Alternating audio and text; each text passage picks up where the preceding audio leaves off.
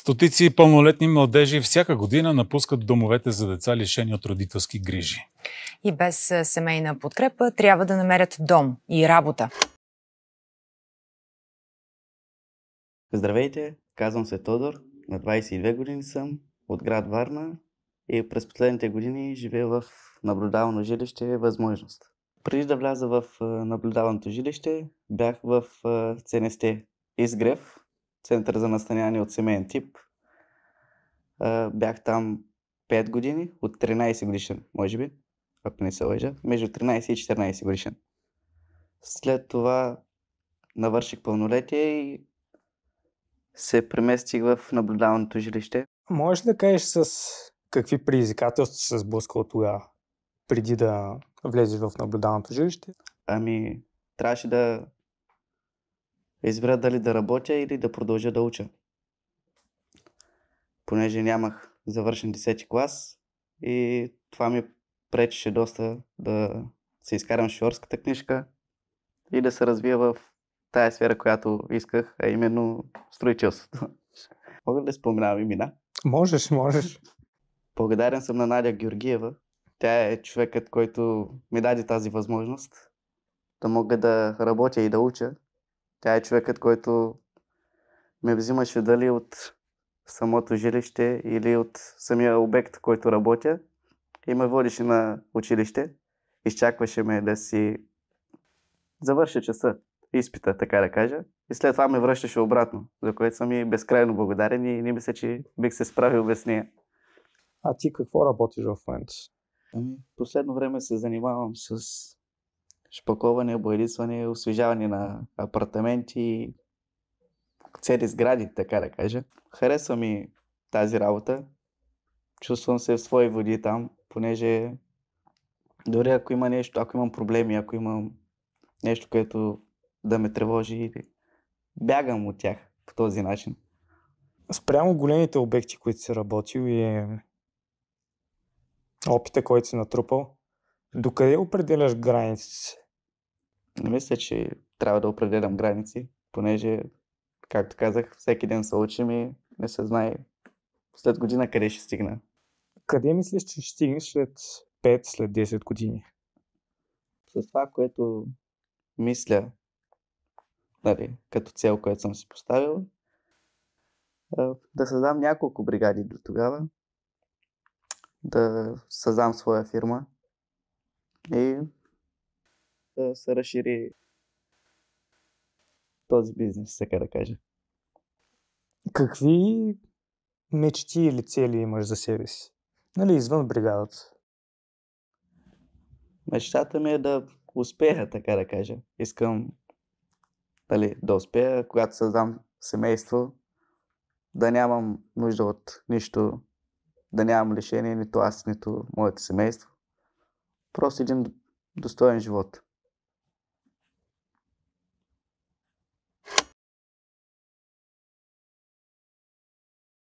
Здравейте, казвам се Гергана, на 20 години и отскоро живея в наблюдавано жилище Възможност. До момента съм била в ЦНСТ Изгрев. Учила съм моден дизайн в облеклото и сега уча социален мениджмънт в Техническия университет. В социалните услуги съм заради това, че имах спорове с майка си и аз реших, че ще е по-добре за мен да се абстрахирам от цялата ситуация в семейната среда и да мина към социална услуга. Какъв вид подкрепа получи от наблюдаваното жилище? Емоционална, защото сега се чувствам много по-добре, тъй като има с кого да говоря и когато нещо ми е... Имам нужда от някой, който да ме изслуша, те са на среща. Освен това и в готварските умения с социалния ни работник Вили научих доста неща, които да правя, не знаех как. Тоест в момента ти готвиш? Да. Харесва ли ти? Обожавам. Обожаваш да готвиш? Да. От ЦНСТ съм свикнала да готвя за всички. Не мога да сготвя само за себе си. Те благодарни ли са за Много. този твой жест? Много. Особено Тошко. Той винаги казва, че иначе ще ли да ядат или яйца, или не са знаели какво ще правят. Тоест, вие сте си изградили малко и много като едно семейство там. Да. Да. Днеска къде беше? Днеска бях на борсата. С какви впечатления те оставиха работодателите от срещата? Много лъчезарна беше жената. Това първо ми прави впечатление. Ако не харесам някой, знам, че и работата няма да ми хареса. В момента си студент. Да. И учиш своето висше образование. В каква специалност всъщност си се насочила? Социален мениджмънт, защото искам да стана или социален работник и да помагам на децата, или може би някой ден ръководител в ЦНСТ. Пък защо не като Надя да стана ръководител или директор, така да го наречем, на наблюдавано жилище. Коя ти е най-голямата мотивация за тази твоя цел? Хората, които са ме отгледали и хората, които продължават да ми помагат. Искаш и ти да си като тях? Да. Би ли работила дори като стажант? Да. Това е страхотно, защото ти така ще се изграждаш, още повече ще се развиваш и след време даже може и вече да не си стажант, ами наистина да си почнеш работа там, ако ти хареса. Това е една уникална възможност, ако човек я получи. За какво би казала, че си най-благодарна във времето спрямо това, къде се намираш в момента? В наблюдаваното жилище.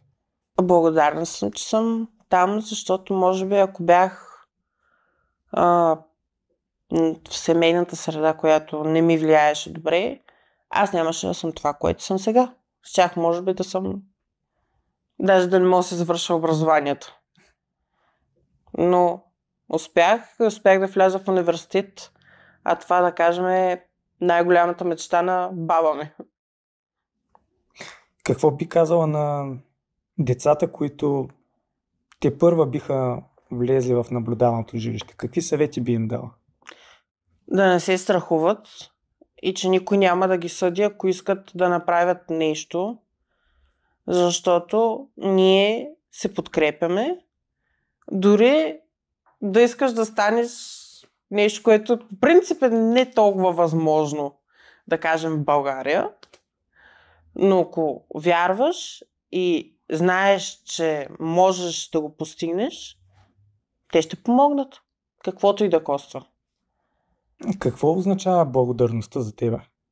Лично, така да кажем,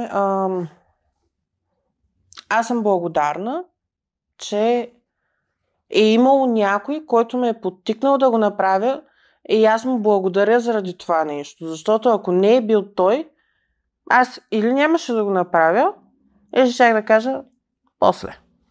И това после никога нямаше да дойде. Това е за мен благодарността. Някой да ти помогне да го направиш.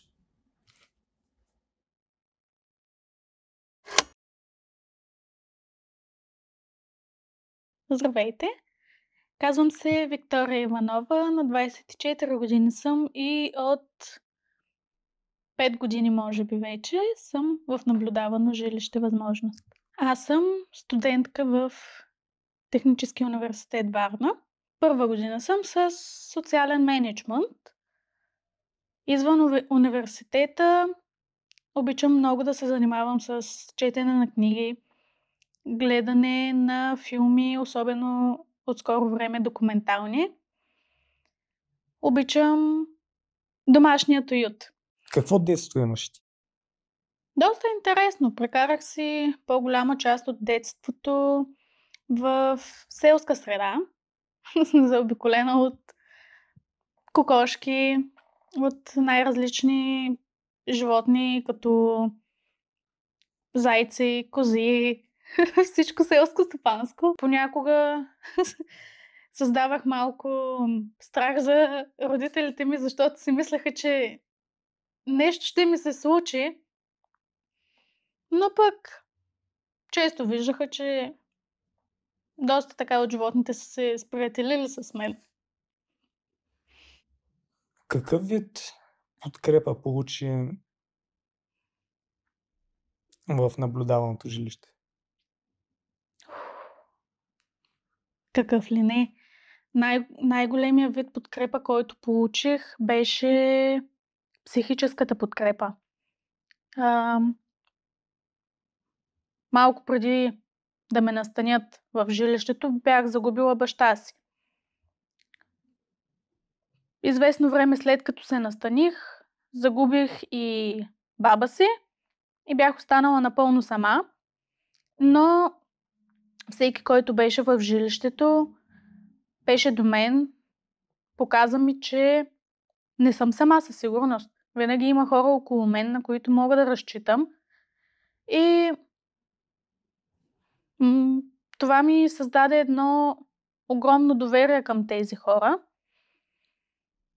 И да, със сигурност психическата подкрепа беше най-голямата помощ, която и до ден днешен получавам и за която съм страшно благодарна, защото не мисля, че ако бях изцяло сама наистина и ги нямаше тези хора около мен, не мисля, че даже щях да бъда на този стол да го разказвам.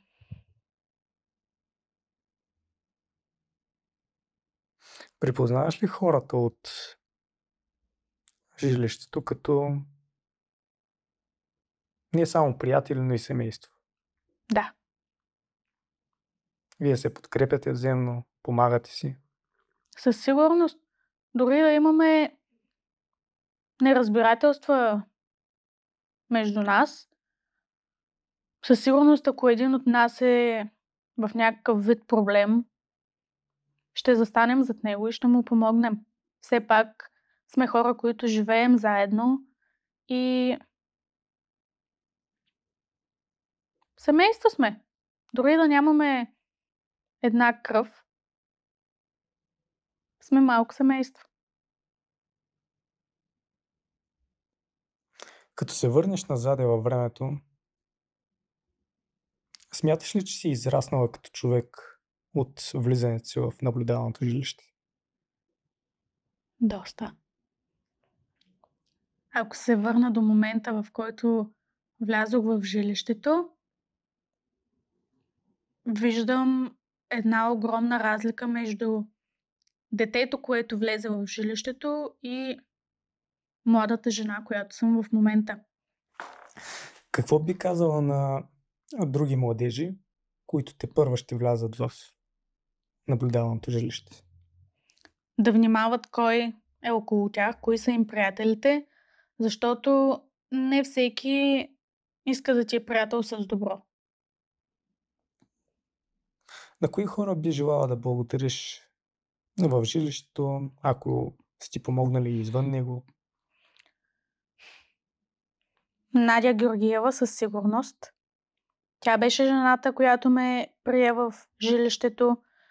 Жената, която въпреки всичките ми грешки, които направих, ме изтърпя. Продължи повече и повече да ме насочва да си следвам мечтите, да не се отказвам от това, което искам и винаги да гледам с добро око към себе си. И другия човек, който е Виолета. Не помня второто име, но тя е отскоро социален работник при нас и нея направо я чувствам като втора майка. И двете всъщност. Те просто така се отнасят с нас и винаги знаят как да те накарат да им повярваш, да те накарат да се усмихнеш. Винаги има като добра аура около тях. И това е просто заразно. Искам след време, живот и здраве, да мога по същия начин да помагам на други деца. Най-голямата ми мечта за момента е да знам, че съм помогнала на някого. И това ще бъде даже по-добре от милиони.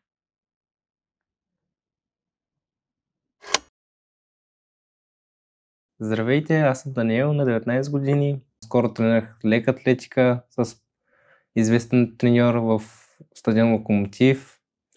И там си намерих една групичка, която всяка сряда се съберем около 30 човека. С какво се занимаваш в момента? Трениране, търсене на работа и това е. Днеска къде беше? Днеска бях на една борса, където се търси работа. Трудова борса. Трудова борса за работа. И какво се случи на трудовата борса? Случи се, че имам интервю за работа, харесаха ме хората в Ендакар и утре съм на работа, както се мога да кажа. В топ рентакар? Да. Това е много хубаво. Като какъв ще работиш там? Първоначално като общ работник, но те ми казаха, че после може и да ме научат на занаят, че където има работници, които строят и така. Мога да се науча занаят също. Какъв вид подкрепа получи в наблюдаваното жилище? Подкрепа, че имам на кой да се обърна, на кой да споделя трудностите, които имам, щастливите моменти и съм много благодарен. Има ли конкретни хора, на които искаш да благодариш? Има, да. То много. Конкретните хора, които искам да благодаря, са към Виолета и към Надя. И към Виктория. Викито. С какво си ти помогнали те? Надя ми е помогнала с много неща, които тя ме настани в жилището. Виолета ми е помогнала, че с нея мога да говоря, когато съм бил много зле. Викто ме е помогнала, когато съм бил болен, да ми докара лекарство. Тя не е... Викто не е като една майка, да кажем така, в самото жилище. Какви цели и мечти имаш? Цели, мечти имам един ден да стана треньор по лека атлетика. Да следвам мечтата си. Ако можеш да кажеш нещо на хората, които са ти помогнали до момента, какво би било то? Едно голямо благодаря.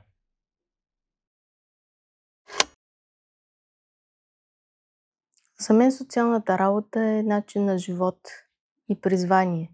На мен лично това ми носи голямо удовлетворение, когато видя млади хора да поемат по пътя си, да бъдат изградени, да създават семейства, да завършат образованието си и да получат своята реализация, да живеят пълноценен живот, както всички други. Най-важното нещо, което се старая да дам на младежите, е любов, подкрепа и вяра в себе си.